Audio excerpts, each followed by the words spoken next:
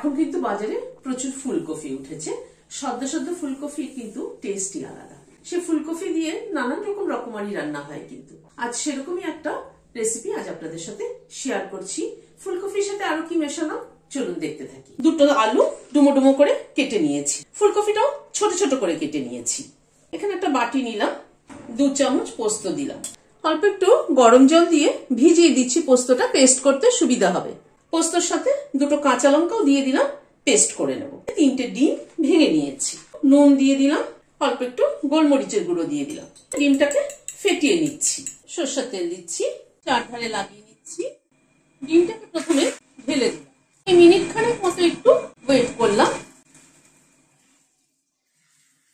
এবার ডিমটাকে নাড়িয়ে দিলাম, কিন্তু পুরো কিন্তু একদম ভুর্জির মতো করবো না, একটুখানি এরকম বড় বড় চাঙ্ক মতো থাকবে। এই মাঝখান দিয়ে কেটে কেটে দিচ্ছি, এরকম একটু বড় বড় পিস থাকবে।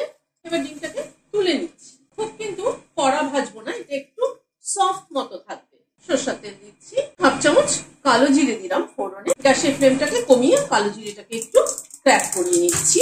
আলুটা দিয়ে দিচ্ছি, আলুটাকে আমি একটু বয়েল করে নিয়েছি। আলুটা মিনিট খানেক নাড়াচাড়া করে নিলাম। এবার ফুলকপিটা দিয়ে দিচ্ছি, ফুলকপিটাও আমি একটু গরম জলে ব্লাঞ্চ করে নিয়েছি। নুন দিয়ে দিলাম, হলুদ দিলাম। গ্যাসের ফ্লেমটাকে একটু মিডিয়ামে রেখে আলু ফুলকপিটাকে প্রায় মিনিট 3-4 সময় ধরে একটু নাড়াচাড়া করে নিলাম। একটা পেঁয়াজ কুচি করে নিয়েছি, পেঁয়াজ কুচিটা দিয়ে দিই। পেঁয়াজ কুচিটা এবার আলু ফুলকপির সাথে ভাজবো একটু, আরো 2-3 মিনিট একটুখানি ভেজে নিলাম। এবার পোস্ত আর কাঁচা লঙ্কা বাটাটা দিয়ে দিচ্ছি, বাটিটা ধুয়ে জলটা দিয়ে দিলাম। পোস্তটাকে এবার একটু ভেজে নেবো, হালকা করে একটু ভাজবো। পোস্তটাকে দিয়ে একটু মিনিট খানেক নাড়াচাড়া করে নিলাম। সামান্য পরিমাণ একটু চিনি দিয়ে দিলাম, মিশিয়ে দিলাম সবকিছুকে। এবার ডিমটাকে অ্যাড করে দিচ্ছি, ডিমটাকে দিয়ে একটু নাড়াচাড়া করে নিচ্ছি। সামান্য একটু গরম জল দিচ্ছি, জাস্ট তরকারিটা একটু মাখো মাখো হওয়ার জন্য। একটুখানি সময়ের জন্য ঢেকে দিচ্ছি, মিনিট 2 মতো ঢাকা ছিল, ঢাকাটা খুলছি। তরকারিটাকে একবার একটু মিশিয়ে দিচ্ছি। ডিমের টুকরোগুলো এরকম বড় বড় থাকলেই কিন্তু খেতে বেশি ভালো লাগে। একদম ঘেটে ফেললে কিন্তু ওটা তো আন্ডা ভুর্জি হয়ে গেল, সেটা কিন্তু অতটা ভালো লাগে না খেতে। একটা কাঁচা লঙ্কাকে ভেঙে দিয়ে দিলাম, খানিকটা ধনে পাতা কুচি দিলাম, কাঁচা সরষের তেল একটু ছড়িয়ে দিচ্ছি, মিশিয়ে দিচ্ছি।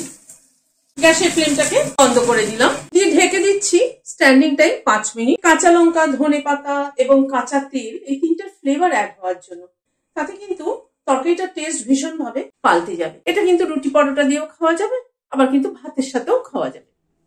ভিডিওটা যদি ভালো লেগে থাকে তাহলে একটা লাইক এবং সাবস্ক্রাইব করার অনুরোধ রইল। আজ তাহলে এখানে শেষ করছি, নমস্কার।